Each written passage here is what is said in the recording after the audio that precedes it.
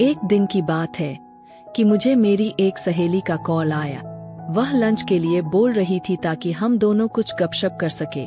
मेरी भी उस दिन छुट्टी थी तो मैंने भी चलने के लिए हाँ कर दी। वह एक कॉलेज टीचर है और कई बार शनिवार के दिन भी काम करती है, लेकिन उस शनिवार को उसका हाफ डे था। मैं उसके कॉलेज के बाहर पहुंच गई और उसे कॉल करने लगी। दरअसल मुझसे उस वक्त कुछ पढ़ने में चूक हो गई। वहाँ अंग्रेजी में लिखा था लाइब्रेरी के पास इंतजार करें, जबकि मैंने उसे पढ़ा लाइब्रेरी में इंतजार करें। मैं गई तो देखा कि पूरा फ्लोर खाली था। वहाँ पर स्टूडेंट्स दिख ही नहीं रहे थे। मैंने लाइब्रेरी का दरवाजा खोला और टाइम पास करने अंदर चली गई। लाइब्रेरियन फोन पर किसी से बात कर रहा था। उसने मुझे देखा और फिर दूसरी तरफ देखते हुए कॉल पर बिजी हो गए। मेन गेट के पास ही रखे स्टैंड से मैंने एक मैगजीन उठा ली। मैं विंडो के पास जाकर बैठ गई जहाँ पर बाहर से नेचुरल लाइट आ रही थी।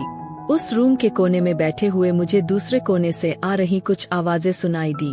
वो हंसी कुछ ऐसी थी कि उसके साथ कुछ हल्की आहें भी सुनाई दे रही थीं, जिन्होंने मुझे सोचने पर मजबूर कर दिया। मैं दबे पांव उस ओर चली। आखिरी शेल्फ के पास जाकर मैंने झांका तो एक लड़का एक लड़की को पीछे से पकड़े हुए था। उस लड़की की नीचे के कपड़े में उसने हाथ दे रखा था और वह उसकी उसमें उंगलियों से छेड़ रहा था। वह उससे छूटने की कोशिश तो कर रही थी, लेकिन साथ ही इन सब का मजा भी ले रही थी। इसी वजह से वो दोनों हंस रहे थे और साथ ही हल्की सिसकारियां भी ले रहे थे। उस लड़के ने लड़की की टी शर्ट को निकाल दिया और उसकी गोरी गोरी उन दोनों को दबाने लगा। लड़की ने भी उसको पकड़ लिया और फिर उसकी चेन में हाथ देकर सहलाने लगी। अब वो दोनों प्यार का मजा ले रहे थे। मैं नॉक नॉक मैंने लकड़ी के शेल्फ को बजाया। उस लड़की ने मेरी तरफ देखा तो उसका चेहरा सफेद पड़ गए। उसने लड़के को एकदम से अपने से दूर धकेला और दूसरी तरफ से भागने की कोशिश करने लगी, लेकिन उसे पता लगा कि वो कोना आगे जाकर बंद हो रहा था और वहाँ से दूसरी तरफ निकलने का कोई रास्ता नहीं था। अब वह अपनी नाकाम कोशिश पर पछता रही थी। लड़कियों, आई एम सॉरी मैम, ऐसा दोबारा से नहीं होगा, उसने अपना सिर नीचे करते हुए कहा। लड़का, I am sorry ma'am, please हमारे बारे में किसी को मत बताना, प्लीज मैम। डॉट कहते हुए उसने दोनों हाथ जोड़ लिए।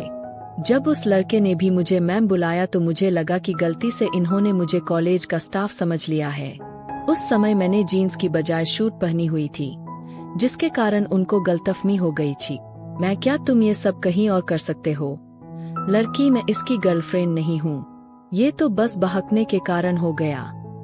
अगर मैं तुम्हें नहीं रोकती तो तुम बहकते हुए ही करवा लेती। जब मैंने ये बोला तो वो लड़का मुझे हैरानी से देखने लगा, और शायद इसलिए भी क्योंकि ये शब्द मैंने तेज आवाज में कहे थे। लड़का, नहीं मैम, प्लीज आप जोर से मत बोला, ऐसा दोबारा नहीं होगा मैम। मैं, ऐसा दोबारा न हो, इसके लिए हमें इस बात को यहीं पर पूरी तरह से खत्म करना होगा।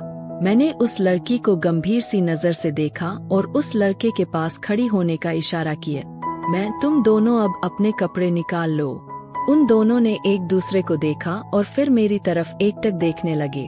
मैंने दोबारा से उनको कपड़े निकालने के लिए बोला और ऐसा नहीं करने पर इसका नतीजा भुगतने की चेतावनी भी दे डाली। लड़के ने पहल की। लड़के ने अपनी जीन्स और टी शर्ट निकाल दिए। उसकी पतली बॉडी दिखने लगी। फिर लड़की ने भी अपने कपड़े निकल दिए। उसके बाद लड़की ने अपनी नीचे के कपड़े निकाली और अपनी नीले रंग की वो भी उतार दी।